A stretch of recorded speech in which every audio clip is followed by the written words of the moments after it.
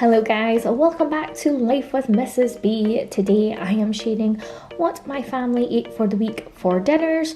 This video was not actually filmed in one consecutive week, so just bear that in mind when you're watching that if you think some of the dinners or meals are a bit repetitive. I didn't serve them all in the same week. This first dinner is a super easy one. It is spaghetti and meatballs, although I didn't actually have any spaghetti pasta left, so we just used pasta shells that I had in the cupboard instead. And then the meatballs that I used are actually vegetarian meatballs. They might be vegan, I'm not totally sure. They're from Asda, from the frozen section, and they just say meat-free meatballs.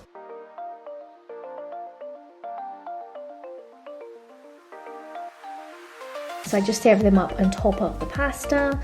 These meatballs are actually really good. They taste very similar to meatballs, and the texture is also very similar, and even the smell.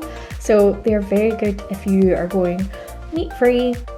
This pasta sauce I actually made myself. I normally make all my own pasta sauces, but if you've got to use tinned ones or jarred ones, then go for it. No judgment here, do what you need to do.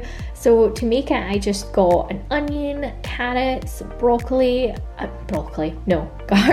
There may have also been some pepper in it, I'm not sure. And then I just fried it up in this pot that you can see. And once that I cooked for a little bit, I added in 2 jars or cartons of passata, which are strained sieved tomatoes. Added that in, put the lid on, added some kind of like Italian style seasonings, and boom, there you go. Cooked it for a little while and that was it. And then this is the meatballs and pasta. You cannot even see the meatballs because they are truly hidden by the sauce. This next day I'm laughing. This is not, you can tell, can't you? That's not my hand, that is my husband's hand. He is making toast and beans, and obviously he videoed this. He's such a sweet guy, and he'd already made toast and beans for the kids. I was out this day, so he's making some for himself. So there he's showing you how to cut some toast in case you didn't know, and then how to put some beans on a plate. And that really is about Thomas's skill set when it comes to cooking. He can make nachos, toast and beans, he can kind of make spaghetti bolognese, not bad. And there's his dinner. On this day it was so good. Everybody loved the dinner. This was actually enchilada casserole that I made, and it was vegan. Well, it was actually vegetarian. It would be vegan if you swapped out the cheese that I used for vegan cheese, like a fake cheese. So in this pan I have some onions, carrots, peppers, chickpeas, kidney beans, and I just cook them through. And then this is my own homemade enchilada sauce. I love making my own sauces. So once everything was cooked through, I thought there was no way these kids of mine are going to eat the beans like this, because Argyll in particular hates seeing kidney beans. He just hates them, and he hates seeing veg and stuff. So what I did was I decided to just mash it until it was all pretty smooth. So I just used my masher in the frying pan and then just scraped off the bits as they came through because it was quite thick. And then what I did was I took my casserole dish and we're going to start layering this puppy up. So I put in half a cup of enchilada sauce, and then 2 of these little mini wraps, and then another cup of enchilada sauce. This measuring cup is a half cup, so I used 2.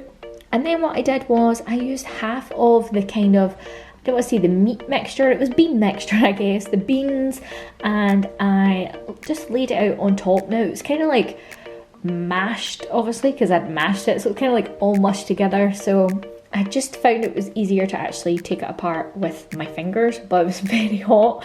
If you guys can see the steam coming off everything was very hot. Once I'd done that, I sprinkled on some cheese. This could be where you could make it vegan if you decided to use vegan cheese. Then 2 more wraps, and then another cup of the enchilada sauce. And then all you're going to want to do is just repeat the process again. So bean mixture, cheese,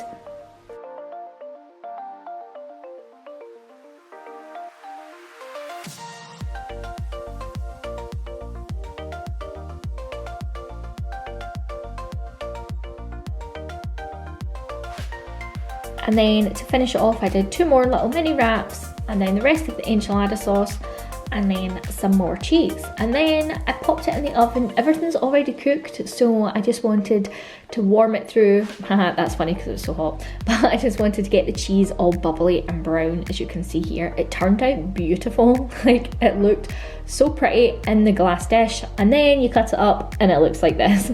Things never look as nice when you take them out the dish, but it was so good. That's Thomas's portion, and I just served it with a side of sweet corn, and because I already had onions, carrots and peppers in the bean mixture, so sweet corn on the side, and it was so good. Everybody loved it.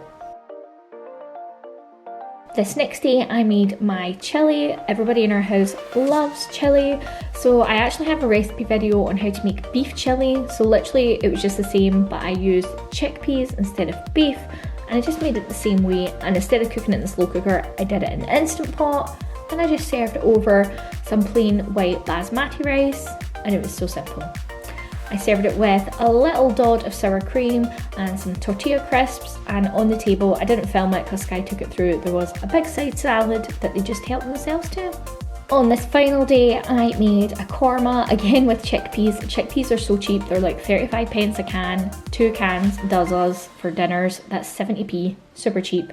And I served the korma with some chapati, which is like an Indian kind of flatbread, like a wrap almost.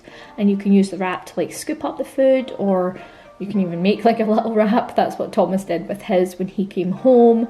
And I just served it over basmati rice again, and I also did this in the Instant Pot. It was so easy, it's mess free because you don't have like sauce spluttering everywhere. So good. Everybody cleared their plates, some kids asked for seconds.